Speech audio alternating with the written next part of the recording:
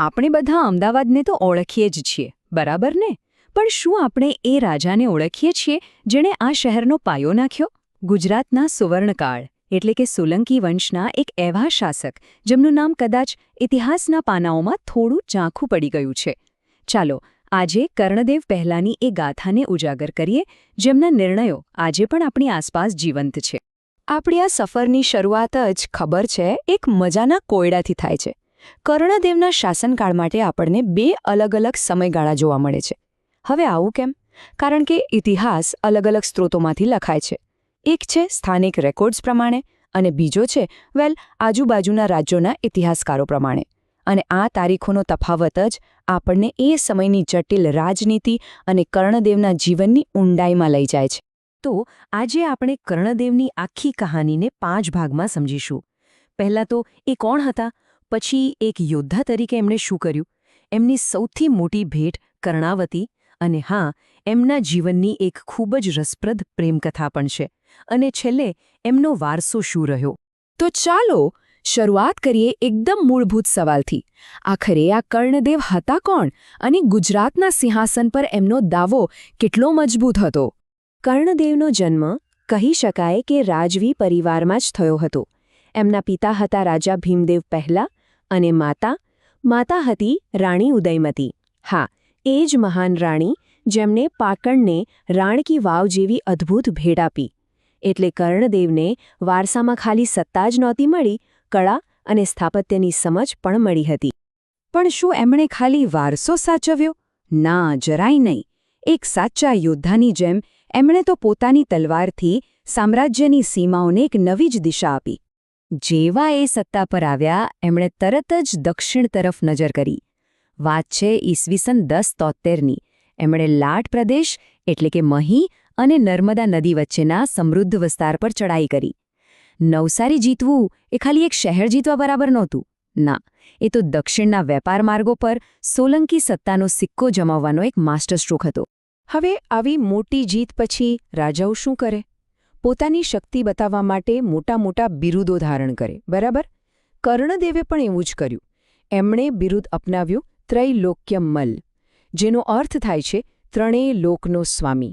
આ ખાલી એક નામ નહોતું, આખા પ્રદેશમાં એમની વધતી તાકાતનું એલાન હતું. પણ સાંભળો, કર્ણદેવનો વારસો ખાલી યુદ્ધના મેદાન પર નથી લખાયો.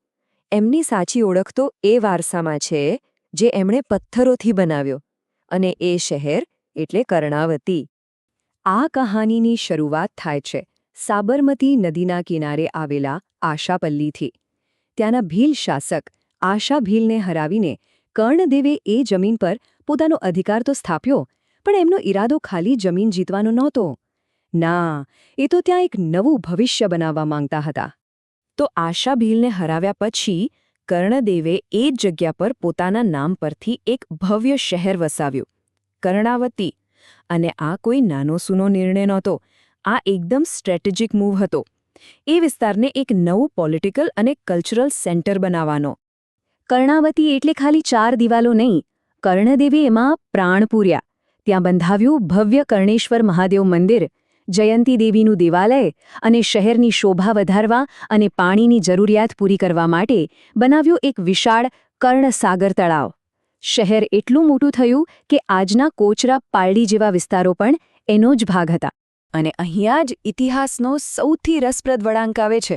જે કર્ણાવતીના પાયા કર્ણદેવે નાખ્યા હતા, એ જ પાયા પર સદીઓ પછી અહેમદ શાહે એક નવું શહેર બનાવ્યું, જેને આજે આપણે ગુજરાતનું દિલ, આપણો અમદાવાદ કહીએ છીએ.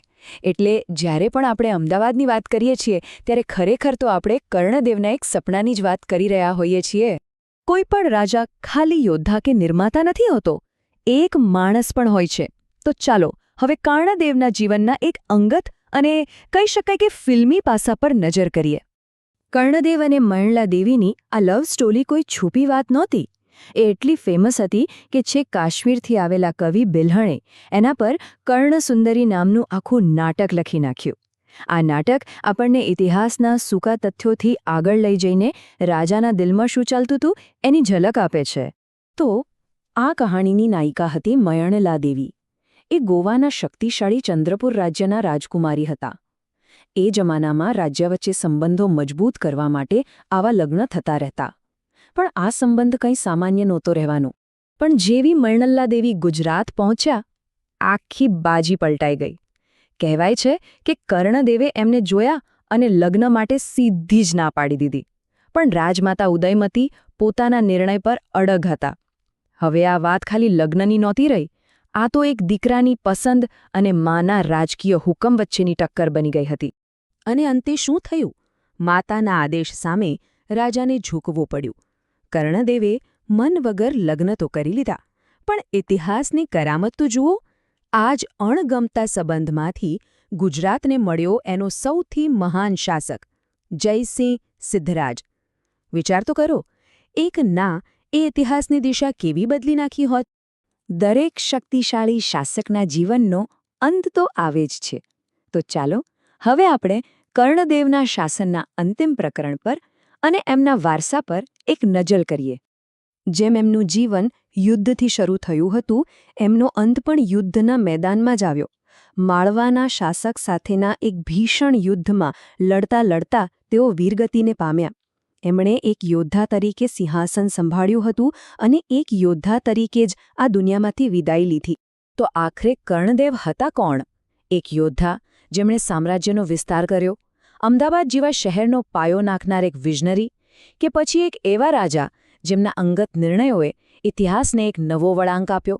કદાચ એમનો સાચો વારસો એ જ છે કે તેઓ આ બધું જ હતા, એક એવા જટિલ શાસક જેમના યુદ્ધ, નિર્માણ અને અંગત જીવનના સંઘર્ષોએ મળીને આજના ગુજરાતનો પાયો નાખ્યો છે.